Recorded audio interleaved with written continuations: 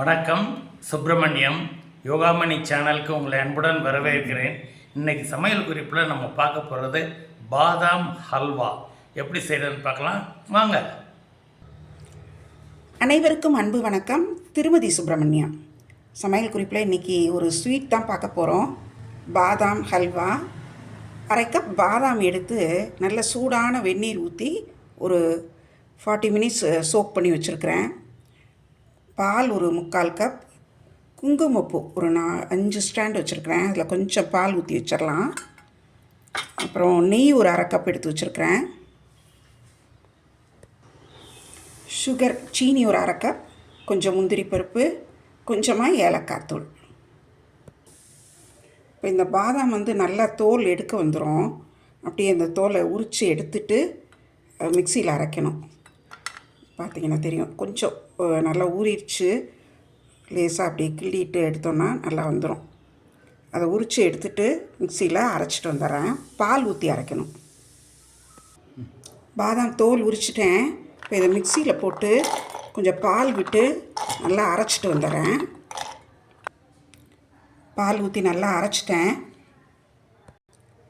அடுப்பில் ஒரு பேன் வச்சு லோ ஃப்ளேமில் வச்சுருக்கிறேன், அடி பிடிச்சிடக்கூடாதுங்கிறதுனால. இதில் கொஞ்சம் தண்ணியும் பாலுமாக கலந்து ஊற்றி அலசி ஊற்றிடுறேன். கொஞ்சம் ஒரு டேபிள் ஸ்பூன் அளவு பால் சேர்த்து நல்லா கொஞ்சம் இதை நல்லா கட்டி தட்டி இல்லாமல் நல்லா கரைச்சி விடுறேன். கரைச்சிட்டு இந்த நெய் நம்ம மொத்தமாக ஊற்ற போகிறதில்ல, ஒரு 2 ஸ்பூனாக தான் சேர்க்க போகிறோம். நெய்யும் சேர்த்து இதை நல்லா கிளறிடுறேன். ஒரு 1 நிமிஷம் தான் ஆயிருக்கும். அந்த பாலும் அந்த நெய்யும் சேர்ந்து கொதிக்குது. அதில் இப்போ இந்த சுகரையும் சேர்த்துட்றேன். தீ லோ ஃப்ளேம், மீடியம் ஃப்ளேம் அந்த மாதிரி கொஞ்சம் மாற்றி மாற்றி வச்சுக்கலாம். நெய் திரும்பவும் ஒரு சின்ன ஸ்பூனில் 3 ஸ்பூன் ஊற்றி திரும்ப கலந்து விடுறேன். கொஞ்சம் தளன்னு கொதிக்குது. நான் ஃபுட் கலர் எதுவும் சேர்க்கலை. நீங்கள் விரும்பினால் கேசரி கலர் சேர்த்துக்கலாம்.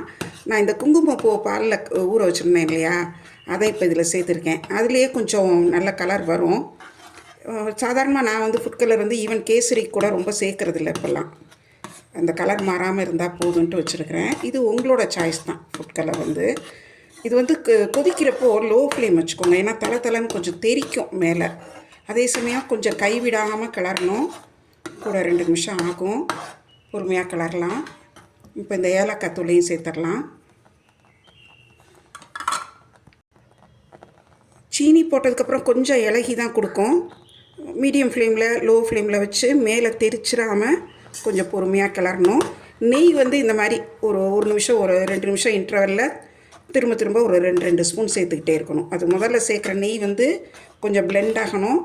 அது சேர்ந்து கொதிச்சதுக்கப்புறம் திரும்ப அடுத்த தடவை ஊற்றணும். நல்லா ஓரத்துல எல்லாம் பூத்து வருது பாருங்கள். அளவும் நல்லா குறைஞ்சிருச்சு. இன்னும் கொஞ்சம் சேர்ந்து வரணும். இன்னும் ஒரு 2 நிமிஷம் இருந்தால் போதும்னு நினைக்கிறேன். லோ ஃப்ளேமில் தான் வச்சுருக்கிறேன். அப்பப்போ கொஞ்சம் மீடியம் ஃப்ளேமில் வச்சேன். இன்னும் கொஞ்சம் நெய் சேர்த்துடலாம். இந்த பாதாம் ஹல்வாவுக்கு கொஞ்சம் நெய் தாராளமாக தான் ஆகும். அதே போல் இந்த குங்குமப்பூ நான் சேர்த்தேன் இல்லையா, அது உங்ககிட்ட அவைலபிளாக இல்லைன்னா ஸ்கிப் பண்ணிடுங்க, பரவாயில்ல. நல்லா சேர்ந்து வந்துருச்சு.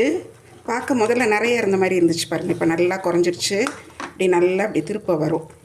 இந்த ஸ்டேஜே கரெக்டாக இருக்கும். ஏன்னா இந்த பாத்திரம் நல்ல சூடான பாத்திரம். அதனால் இறக்கி வைக்கிறப்போ நல்லா இறுகிரும். இப்போ இந்த ஸ்டேஜில் கொஞ்சம் முந்திரி பருப்பு சேர்த்துருக்கேன். சேர்த்துட்டு இன்னும் கொஞ்சம் நெய் விட்டு எடுத்து பரிமாறிடலாம். சூப்பரான டேஸ்ட்டில் பாதாம் அல்வா ரெடி ஆயிடுச்சு. இந்த ஊற வைக்கிறது தான் எனக்கு ஒரு 40 மினிட்ஸ் ஆச்சு. மற்றபடி அடுப்பில் வச்சு செய்கிறதுக்கு இந்த அளவுக்கு எனக்கு ஒரு 25 நிமிஷம் தான் ஆச்சு. லோ ஃப்ளேம், மீடியம் ஃப்ளேம் ரெண்டும் மாற்றி மாற்றி வச்சு செஞ்சேன். ஈஸியாக செஞ்சிடலாம். முக்கியமானது என்னென்னா இதில் அந்த சீனி பாகு, சர்க்கரை பாகு பதம் பார்க்க வேணாம். அதுதான் இதில் நமக்கு செய்கிறதுக்கு ஈஸியான ஒரு விஷயம். நீங்களும் செய்து பாருங்கள், எப்படி இருந்துச்சுன்னு சொல்லுங்கள். இந்த வீடியோவை லைக் பண்ணுங்கள், ஷேர் பண்ணுங்கள். எங்கள் யோகாமணி சேனலுக்கு சப்ஸ்கிரைப் பண்ணுங்கள். நன்றி, வணக்கம்.